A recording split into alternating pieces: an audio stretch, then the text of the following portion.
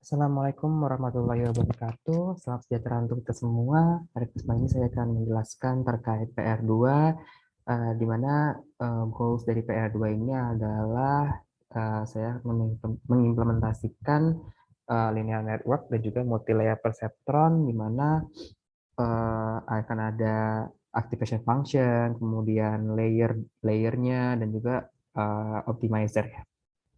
Oke,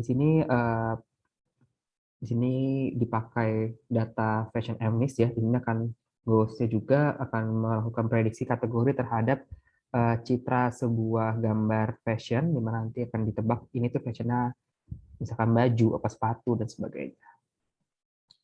Oke, kita lanjut. Dan soal satu ini akan di sini ada implementasi single layer neural network, cuma sudah diberikan seluruh code-nya. Dan untuk yang activation layer-nya, di sini ada ReLU,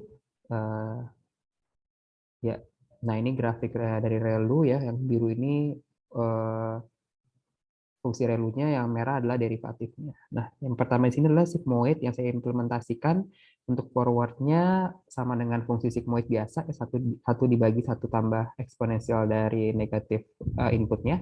Untuk yang backward di sini saya coba cari referensi di Google dan didapatkan bahwa dia tuh eh, fungsi sigmoid dikali satu dikurang fungsi sigmoidnya dan nanti dikali dengan grad output. Nah, di sini grafiknya untuk sigmoid yang berwarna biru dan untuk yang merah adalah derivatif dari fungsi sigmoidnya. Lalu berikutnya di sini ada activation function softmax. Terlihat di sini ada sebuah problem kalau misalkan dia nilainya kecil, dia masih it works fine, but for a large number, misalkan sih 1000, 5000, nah ini terlihat bahwa karena kita melakukan eksponensial ya, dan untuk yang angka yang besar itu uh, di sini none. Maka dari itu sini ada improvisasinya dari stable softmax. Nah, untuk yang forwardnya, idenya itu adalah di sini melakukan shifting ya terhadap nilai maksimum yang kita punya ya di sini. Di sini shiftingnya, kemudian baru dilakukan fungsi softmax seperti biasa. Lalu sini untuk backwardnya langsung return guard output saja. Oke, lalu di sini dance layer, implementasi dari dance layernya untuk yang forward ya. Kalau yang forward sini kita coba lihat fungsi apa rumus dari forward propagation-nya, tinggal ini kayak linear regression biasa ya, wake dikali input ditambah biasnya. Seperti itu.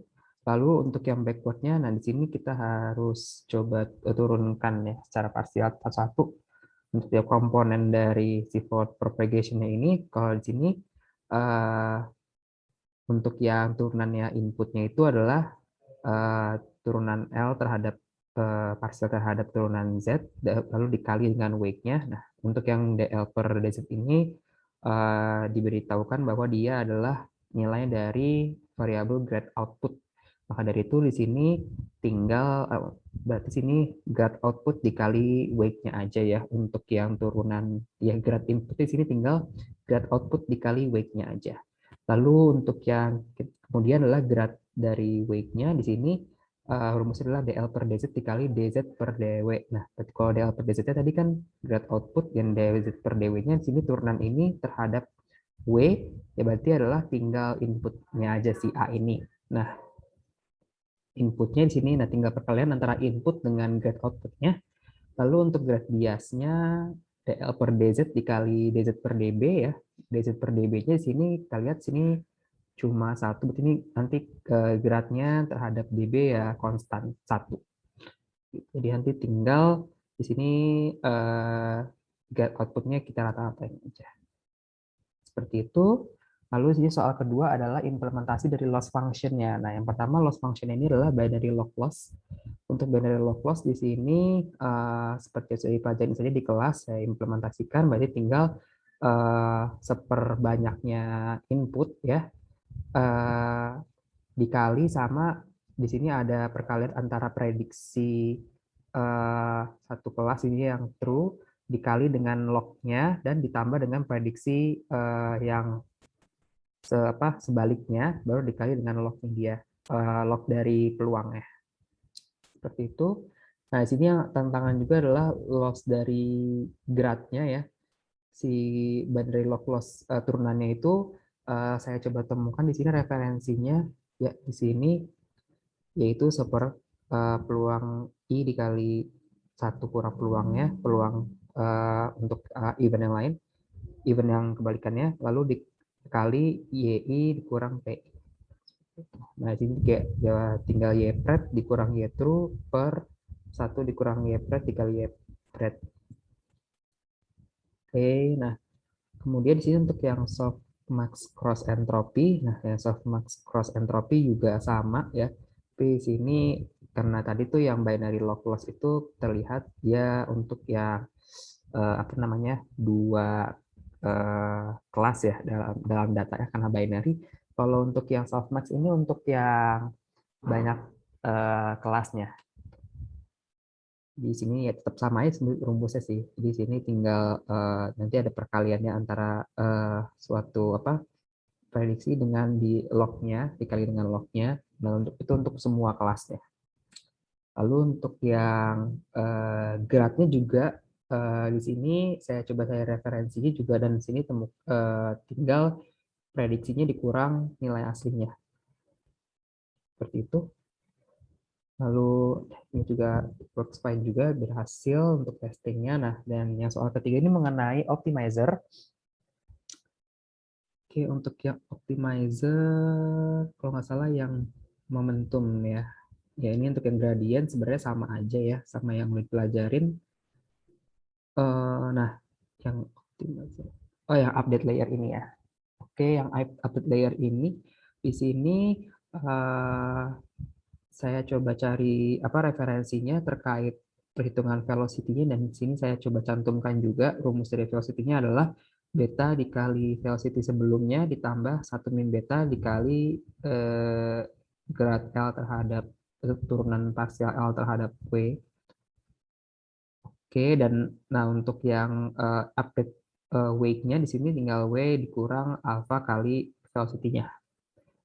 Seperti itu saya coba implementasikan sesuai dengan rumusnya dan alhamdulillah juga berhasil. Nah, di sini mungkin sedikit playground-nya terkait perbedaan. Kita sini coba melihat perbedaan antara gradient descent ya dan juga momentum itu kira-kira perhitungan update weight-nya itu seperti apa.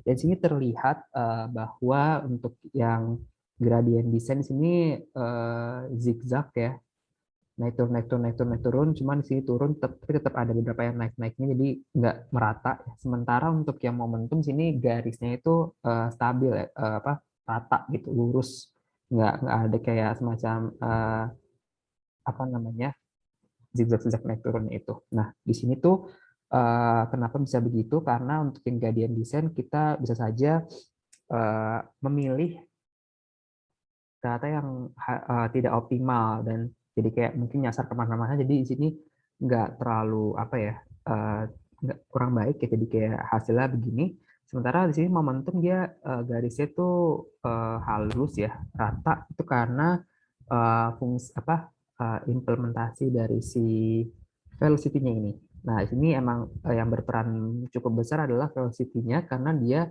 apa namanya bisa dengan apa membantu si model ini bisa mencari yang eh, cepat untuk konvergen juga. Di sini juga garisnya menghindari si yang zigzag tadi si velocity tersebut. Oke, nah di sini untuk sequential model, multi-class model ya. Nah, sini baru training modelnya. Sini yang pertama adalah training model dari si fungsi apa namanya optimisasi si gradient descent ya penggunaannya. Nah, di sini terlihat ya mungkin dari loss-nya mungkin ini 0,5 ya agak naik sedikit 0,9, 0,7 terus turun lagi 0,4, 0,3, 0,2 dan seterusnya. Ya, turun juga. Nah, untuk yang momentum optimizer 0,5, 0,9 ya naik lagi juga tapi turun lagi 0,5, 0,4, 0,3 dan seterusnya. Mungkin untuk grafiknya aja coba. Nah, di sini untuk grafiknya yang merah di sini yang gradient dan yang biru ini momentum. Untuk yang mau lebih memperjelas lagi, Kemudian oke, untuk yang classification reportnya, yang pertama sih model 1 itu tadi pakai optimisasinya gradient descent, didapatkan akurasinya 0,87.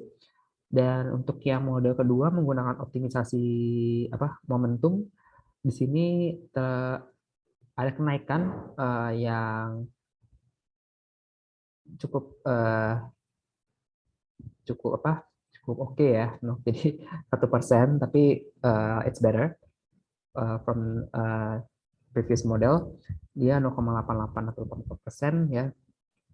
Oke, mungkin ini sekilas juga tentang analisisnya. Nah, di sini oh ya, saya tadi juga untuk yang model saya coba modifikasi karena kalau misalkan memakai ini learning rate-nya awalnya 0,1 ya. Nah, itu ternyata loss-nya itu gede gitu, masih kayak apa ya? Belajarnya juga kurang gitu, dan memang dari segi akurasi ternyata akurasinya itu juga jelek banget bahkan.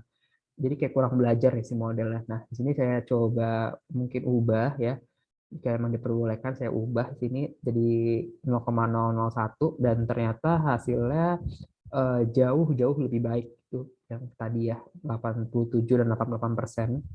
Nah, terus untuk yang terkait model dengan optimizer-nya momentum dan gradient descent ya, terlihat bahwa si optimizer yang momentum itu hasilnya lebih baik ya dari yang gradient descent, karena itu juga tadi kelebihannya dari momentum, dia kalau dilihat wake itu garisnya juga lurus, maksudnya kayak halus ya, rata ya, karena akibat dari variabel yang velocity yang kita coba hitungkan juga, di mana dia tidak overshot ya minimal, dan juga untuk mempercepat dari konvergensinya. Oke, mungkin itu kira-kira yang saya kerjakan untuk PR2 ini. Kurang lebih dan mohon maaf. Assalamualaikum warahmatullahi wabarakatuh. Selamat malam.